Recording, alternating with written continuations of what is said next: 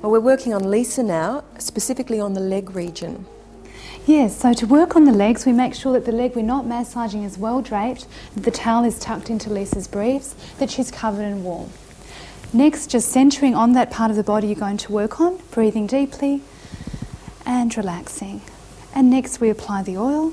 So just pouring the amount that you need into the palm of your hand, rubbing the hands together, and gently and firmly applying the oil in an upward movement, moulding your hands to the shape of the body, spreading the oil evenly right up the leg. Now to effleurage the leg, keeping your hands together. Where there is unity, there is strength, so fingers warm, and moulding the hands to the contours of the body, using the whole palm as you press upwards with a nice firm, flowing, easy movement. How do you know how firm to actually press? Well, as you massage, you can feel the muscle softening as you work. When you feel a hard muscle, just slow your pressure down and go in a little bit more deeply. The areas to avoid doing very hard pressure are the back of the knee, because it's a very sensitive area with lots of veins and nerves running through, and also the side of the hip where there's a hip bone. And remember that we talked about not pressing too hard on bony areas. Also, if people have any surface veins that you can see, please go gently and just keep to simple effleurage movements on these areas. With cellulite, does it matter what particular essential oils you use? Well, I like to use oils that stimulate circulation and also ones that eliminate fluid retention. So essential oils of cypress are wonderful for the veins. Fennel and juniper are great for getting rid of extra fluid, which is called edema. And then you've got lavender, which is really good for stretch marks. Rosemary improves circulation. So there are quite a few oils to choose from. The citrus oils are also very good for orange peels. So things like orange and lemon, fennel are all fabulous for that.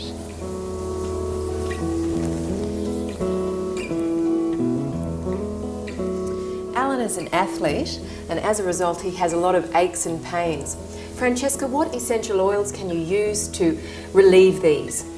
Wonderful essential oils for muscle aches and pains include rosemary, which is excellent for circulation and relieves muscular tension, and peppermint, which has wonderful refreshing qualities. How do the oils penetrate beneath the skin?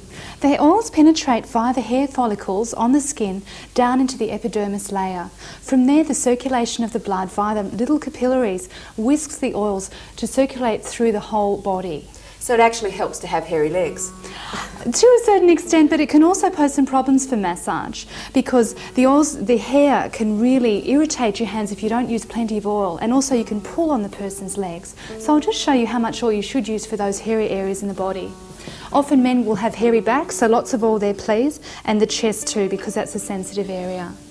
So you probably use double the amount of oil on a hairy area than you would for a normal area. As soon as you feel that the hair's causing a restriction, add that little bit extra oil. So now I can get a nice flow with my effleurage, and we can just repeat the movements that we did on the back of the leg for the front of the leg. And all along the front of the shin I can feel the muscle tightness here. Because of Alan's exercise, he's using his legs a lot, so I can start to really work in much more deeply around these areas, staying on the muscle. So I wouldn't do this around the knee, but just on the lower leg.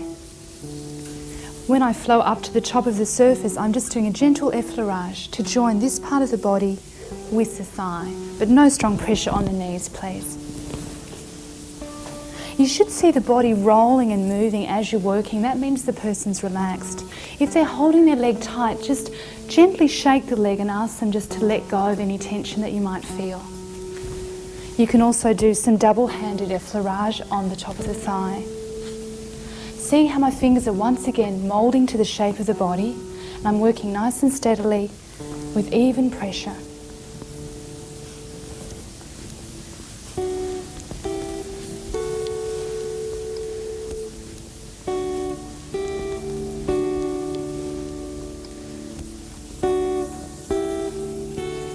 It's nice to incorporate the foot in the leg massage, although we will be specialising in the foot later when we show you how to do the aromatic foot bath.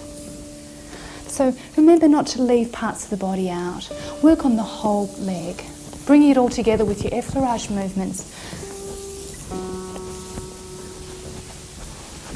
and just stroking down along the foot. You'll use the same movement on the hand when we do the neck and shoulders.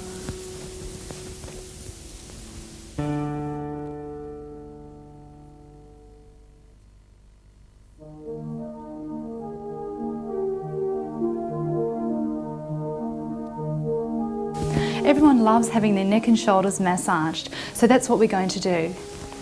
Just relax your arm by his side. Thanks, Alan. You feeling nice and warm? Yeah. Great. So we've made sure that Alan's covered with towels. Very important to only have the area exposed that you're actually working on, because then your massage partner feels comfortable. Okay, so I'm going to apply the oil again. Being careful not to put too much on, because I can always go back for more if I need it. And starting with the effleurage movement, covering the whole shoulder right down to the hand. Okay, so now I'm going to anchor to stop his arm moving around. So just firmly holding his hand and then gliding upward. So this is a nice drainage movement. And you can start to feel the contours of the body, just remembering to really shape your hand to the area that you're working on. And the arm's a great place that you can start to be a bit creative with your movements. You've been doing a little bit of massage now, you know what to feel for the muscles and where you can feel the tension.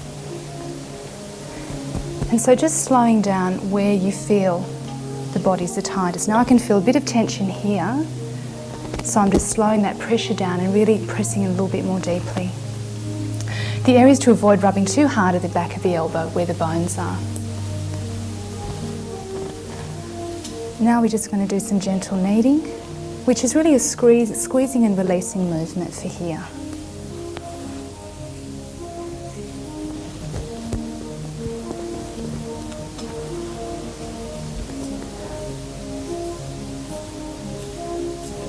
Just squeezing and releasing down the forearm to the hand. This relaxes all those arm muscles, especially if people are playing tennis or playing golf, they'll love this. All those typists out there, people working on the computer, this is a special area for them. They're really going to appreciate what you're doing for them. Okay, so when we get down to the hand, just a squeezing and releasing movement, just to make sure their hand's nice and relaxed. Then gliding onto the fingers and just circling them gently around. Please don't tug or pull at the fingers, this is just a nice relaxation movement.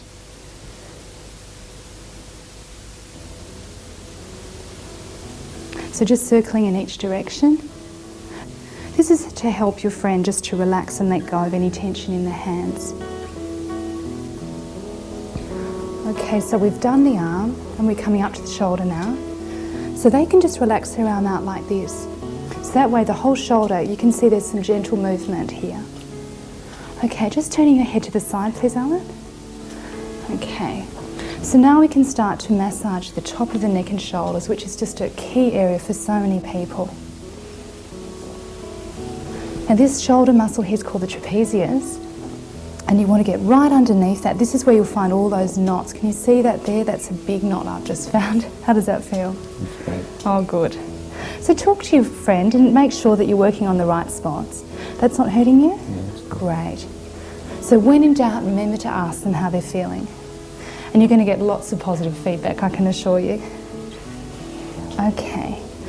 The oils that I'm working with for around the neck and shoulders and arm are relaxation oils, which I think the best ones to use are lavender, which are very good for muscle aches and pains, but not as stimulating as rosemary, and sandalwood, which encourages deep breathing and relaxation. So both of these will start to relieve stress. And when you think about it, stress is what's causing most of the tension up here to begin with. Okay, so now that we've relaxed the neck and shoulders and arm, a nice way to finish off is just by flowing right down and the person feels nice and relaxed right through their arm. This is a nice way of saying goodbye to an area, the gentle stroking down and out through the fingers. Pausing for a moment and finishing.